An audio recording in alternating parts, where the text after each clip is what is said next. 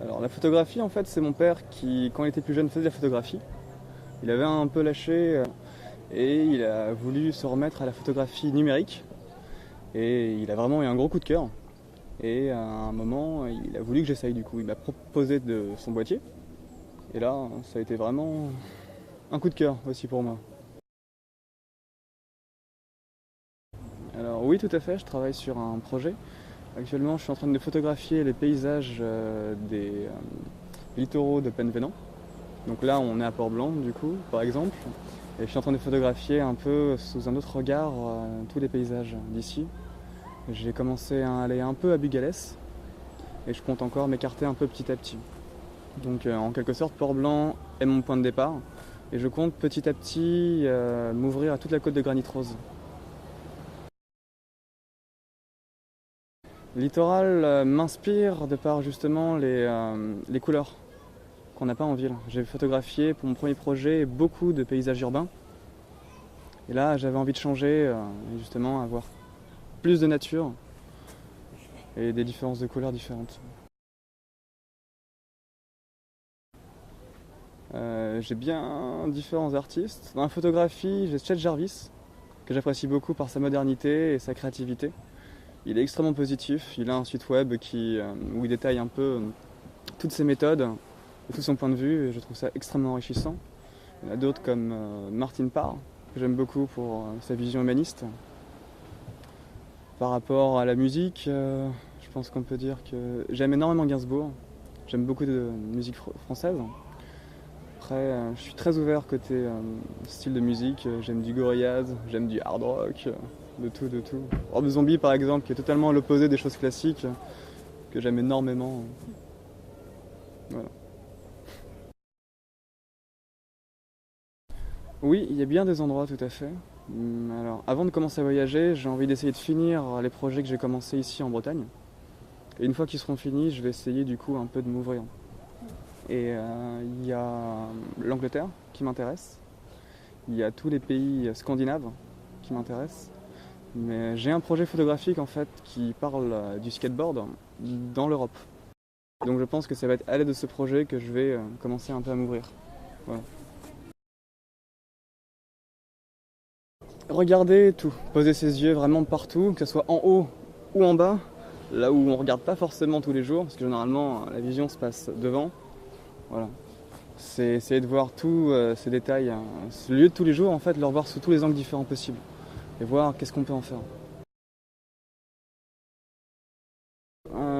J'utilise Aperture sous Mac et tout à fait, je fais de la retouche, que ce soit de rééclaircir quelques endroits, augmenter les contrastes. De temps en temps, en fonction de la photo, jouer un peu avec la balance des blancs. J'aime beaucoup jouer en fait avec la balance des blancs, de la couleur. Voilà. Bah, ça a été un sport en fait. Je me suis fait réveiller par l'orage en pleine nuit. Il pleuvait à torrent et j'ai pris ma moto, j'ai couru et je suis resté presque 2 heures sous la flotte, du coup, à essayer de photographier. Et je pensais que j'avais rien du tout, en fait. Je voyais rien avec la pluie, j'avais plein d'eau sur l'objectif, mon boîtier était trempé. J'avais beau mettre un parapluie, mais il y avait tellement de vent. Et finalement, en déchargeant les photos, j'avais quelque chose. Ça a été un vrai soulagement.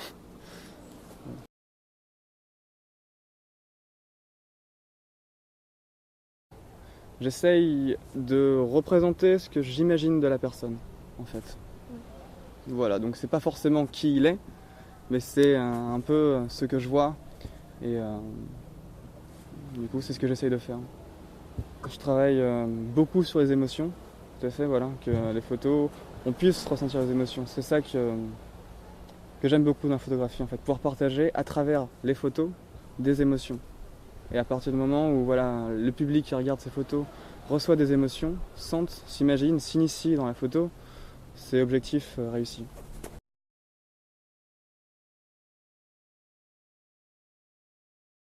Euh, Peut-être, je ne saurais pas répondre, c'est une bonne question. C'est que dans le monde dans lequel j'évolue, je suis pas forcément d'accord avec forcément tout ce que je vois, de comment les choses sont représentées. Et du coup, c'est un peu peut-être une opposition. Les clichés sont peut-être quelque sorte d'une opposition justement du monde que je vois.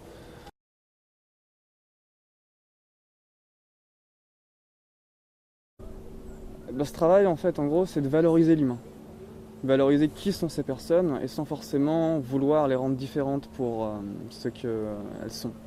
C'est-à-dire, ça pourra être totalement aller dans une ferme et photographier ces personnes qui sont, je trouve, beaucoup oubliées, par exemple aujourd'hui. Il y a énormément d'humains qui sont oubliés et qui n'existent pas dans ce monde, qui sont les médias, qui sont les magazines People, tout genre de choses. Ce sont tous ces gens qui sont oubliés et qui pourtant constituent ce monde d'aujourd'hui.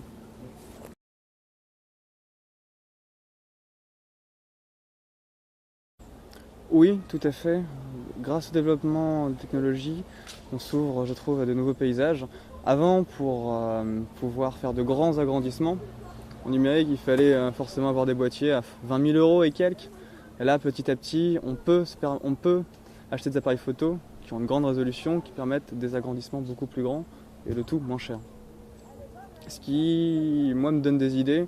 Je rêve d'ici quelques années d'en avoir un pour pouvoir faire des expositions et exposer mes clichés sur 1 mètre sur 1 mètre pour qu'il y ait un vrai impact et qu'on puisse vraiment rentrer.